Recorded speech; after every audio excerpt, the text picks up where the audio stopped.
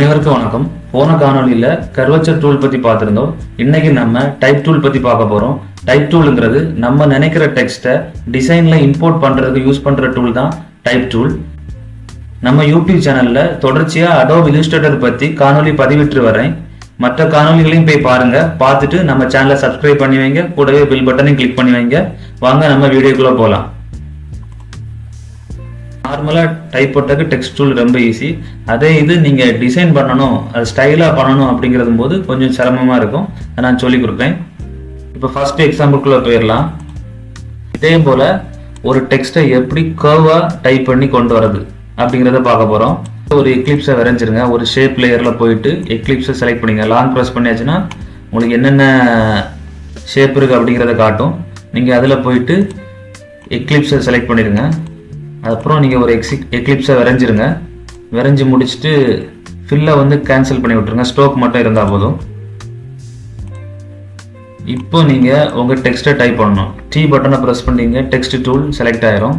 Alt பட்டனை press பண்ணுங்க.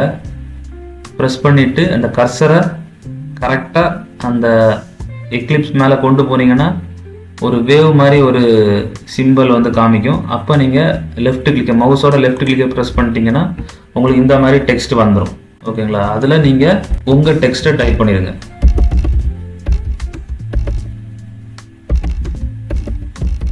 Type பண்ணிட்டு முடிச்சதுக்கப்புறம் நீங்கள் நினச்ச மாதிரி அதை நினச்ச இடத்துக்கு கொண்டு போகலாம். இப்போ பாருங்கள்,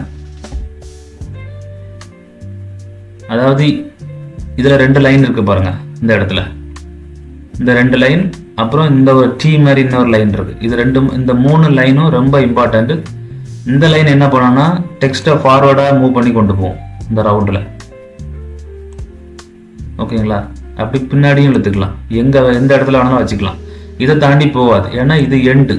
இந்த எண்டு கொண்டு இங்கே பின்னாடி கொண்டு வரணும்னா இதை அப்படி ட்ராக் பண்ணி இங்கே கொண்டு வந்ததுக்கு அப்புறம் இந்த லைனை பிடிச்சி இங்கே இழுத்தா போதும், பின்னாடி வந்துடும். ரொம்ப ஈஸி. இப்போ ஒரு லோகோ டிசைன் பண்ணும் போது நமக்கு இது ரொம்ப யூஸ்ஃபுல்லாக இருக்கும். லோகோக்கு கீழேயும் மேலேயும் வில் மாதிரி எழுதணும். ஸ்கூல் காலேஜஸ் எல்லாம் பார்த்தீங்கன்னா லோகோ கிரியேட் பண்ணும்போது இந்த மாதிரி மேலேயும் கீழேயும் எழுதியிருப்பாங்க ரவுண்டாட்டு. அதெல்லாம் இதில் இந்த மாதிரி ஆப்ஷனை செலக்ட் பண்ணி தான் அவங்க வந்து டிசைன் பண்ணியிருப்பாங்க. இது ஒன்றாச்சா? இப்போ உங்களுக்கு வந்து நிஷாந்த் டெக் தமிழுங்கிறத மேலே எழுதியிருக்கோம். இதே இது இந்த வளையத்துக்கு உள்ளே வரணும் அப்படின்னா என்ன பண்ணணும் அப்படின்னா இந்த லைனை யூஸ் பண்ணணும். இந்த லைனை யூஸ் பண்ணி இப்படி ட்ராக் பண்ணி இப்படி உள்ளே கொண்டு வந்துட்டீங்கன்னா இந்த டெக்ஸ்ட்டு உள்ளே வந்துடும். அவ்வளோதான், ரொம்ப சிம்பிள். திரும்பியும் அதே லைனை ட்ராக் பண்ணி வெளியே எப்படி இழுத்தீங்கன்னா டெக்ஸ்ட்டு வெளியே போயிடும். அவ்வளோதான், ட்ராக் பண்ணி விட்டுருங்க. அதாவது டெக்ஸ்ட் வந்து ஃபாலோவை பார்த்து, அதான் இதோட மீனிங். பார்த்துங்கிறது இந்த எக்லிப்ஸ் தான் பார்த்து, அந்த பார்த்த இந்த டெக்ஸ்ட் ஃபாலோ பண்ணுது. நம்ம ரோட்டில் நடந்து போகிறது மாதிரி தான் இது. நம்ம ரோட்டில் நடந்து போகிறோம்ல, அதே மாதிரி இந்த டெக்ஸ்ட் இந்த பார்த்த ஃபாலோ பண்ணுது. அதுக்கு தான் இந்த டூலை யூஸ் பண்ணுறோம். நம்ம அடுத்த எக்ஸாம்பிளுக்கு போகலாம். அடுத்த எக்ஸாம்பிள் இந்த மாதிரி டிசைன் பண்ணவும் உங்களுக்கு தெரிஞ்சிருக்கணும். ரொம்ப ஈஸி தான். இப்போ எப்படிங்கிறத பார்த்துடலாம். உங்கள் டெக்ஸ்ட்டை நீங்கள் டைப் பண்ணிடுங்க. என்ன டெக்ஸ்ட்டை இம்போர்ட் பண்ண போகிறீங்களோ அந்த டெக்ஸ்ட்டை டைப் பண்ணிடுங்க.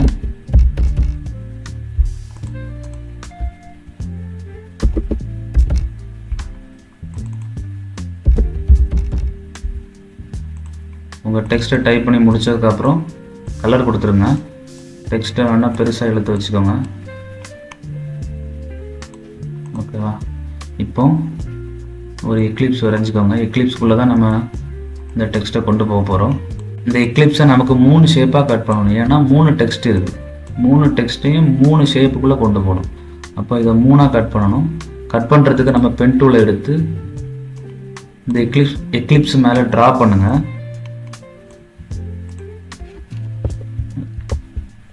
ட்ரா பண்ணிவிட்டு இதை ஃபில்லை வந்து ஸ்ட்ரோக்காக மாற்றிடுங்க. இந்த ஷேப்புக்கு டூப்ளிகேட் பண்ணுங்கள். அல்ட்டு ப்ரெஸ் பண்ணி ட்ராக் பண்ணிங்கன்னா டூப்ளிகேட் ஆயிரும். இப்போ இந்த 3 ஷேப்பையும் செலக்ட் பண்ணி ஷேப் பில்டர் டூல் வச்சு 3 ஷேப் கிரியேட் பண்ணுங்கள். இப்போ 3 ஷேப் கிரியேட் பண்ணியாச்சு. வெளியே இருக்கக்கூடியதை டெலீட் பண்ணி விடுங்க. இப்போ உங்களுக்கு 3 ஷேப் பில்ட் ஆயிடுச்சு. இது ஒரு ஷேப் தெரியல உங்களுக்கு, இது ஒரு ஷேப், இது ஒரு ஷேப். இப்போ நம்ம நிஷாந்துங்கிற டெக்ஸ்ட்டை ஃபஸ்ட்டு ஷேப்புக்குள்ளே கொண்டு வரணும். அதுக்கு நம்ம ஃபஸ்ட்டு ஷேப்பையும் இந்த நிஷாந்துங்கிற டெக்ஸ்ட்டையும் செலக்ட் பண்ணிவிட்டு ஷிஃப்ட் ப்ரெஸ் பண்ணி செலக்ட் பண்ணுங்கள். ஆப்ஜெக்டை செலக்ட் பண்ணிவிட்டு ஃபைல் எடிட் இருக்குல்ல, அதில் ஆப்ஜெக்ட் செலக்ட் பண்ணிவிட்டு என்வலப் டிஸ்டோர் அப்படிங்கிறதுல மேக் வித் டாப் ஆப்ஜெக்ட்ஸ் கொடுத்தீங்கன்னா டெக்ஸ்ட் ஆட்டோமேட்டிக்காக அங்கே உள்ளே வந்துடும். அதே போல்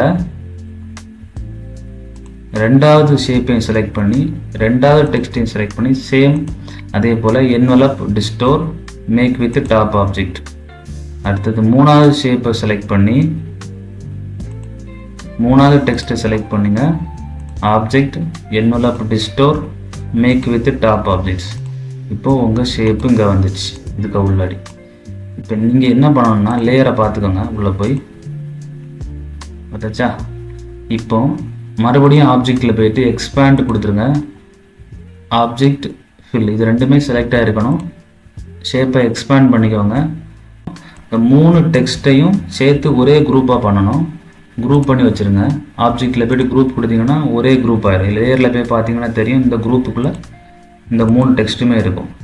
அடுத்தது என்ன பண்ணணும் அப்படின்னா இந்த குரூப்பை காப்பி பண்ணணும். Ctrl+C கொடுத்து காப்பி பண்ணுங்கள். பேஸ்ட் பண்ண போகிறதுக்கு முன்னாடி எடிட்டில் போயிட்டு இந்த ஆப்ஷனை கொடுங்க, பேஸ்ட் இன் பிளேஸ். அப்படின்னா காப்பி ஆகி அதே இடத்துல மறுபடியும் பேஸ்ட் ஆகும்.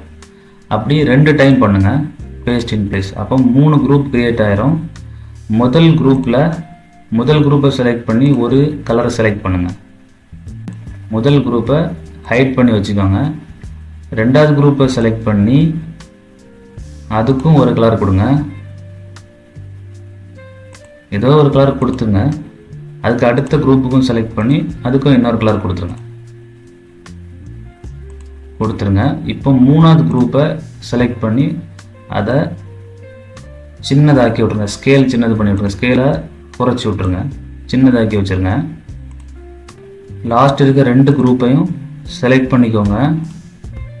செலக்ட் பண்ணிவிட்டு ஆப்ஜெக்டில் போயிட்டு பிளெண்டுன்னு ஒரு ஆப்ஷன் இருக்கும், மேக் கொடுத்துருங்க. பிளெண்டில் போயிட்டு அதுக்கப்புறம் மறுபடியும் ஆப்ஜெக்டில் போயிட்டு பிளெண்டில் போயிட்டு பிளெண்ட் ஆப்ஷன் கொடுங்க. இதில் ஸ்பெசிஃபைடு ஸ்டெப்ஸுங்கிறத கொடுங்க. கொடுத்துட்டு இதில் ஒரு 50 டைப் பண்ணிக்கோங்க. 50 டைப் பண்ணிட்டு ஓகே கொடுத்துருங்க. இப்போ முதல்ல ஃபஸ்ட்டு குரூப்பை எனேபிள் பண்ணிடுங்க. இப்போது உங்கள் டெக்ஸ்ட்டு ஸ்டைலான டெக்ஸ்ட்டு ரெடி ஆயிடுச்சு. இந்த மாதிரி 3D டெக்ஸ்ட்டு எப்படி டைப் பண்ணுறது அப்படிங்கிறத பார்த்துடலாம். நீங்கள் உங்கள் நேமை டைப் பண்ணிக்கோங்க, இல்லை உங்களுக்கு பிடிச்ச பேரை டைப் பண்ணிக்கோங்க.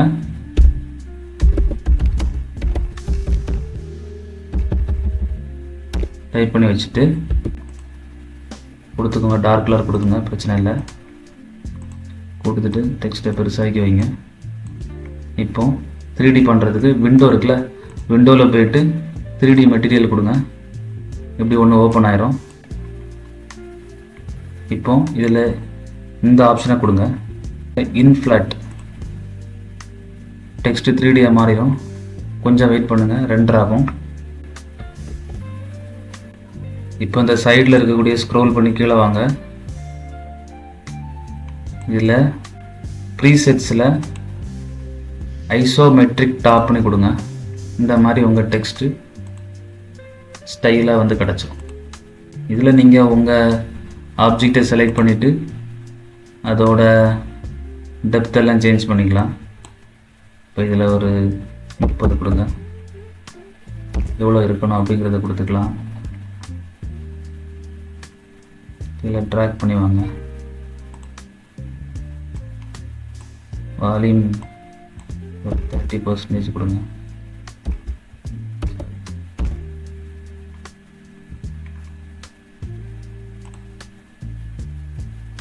அவ்வளோதான். டெக்ஸ்ட் எப்படி கிளியர் ஆயிடுச்சா? அவ்வளோதான். இதை நீங்கள் ட்ரை பண்ணி பாருங்கள். பார்த்துட்டு உங்களோட சஜஷனை கமெண்டில் சொல்லுங்கள். நன்றி, வணக்கம். நம்ம சேனலை சப்ஸ்கிரைப் பண்ணி வைங்க.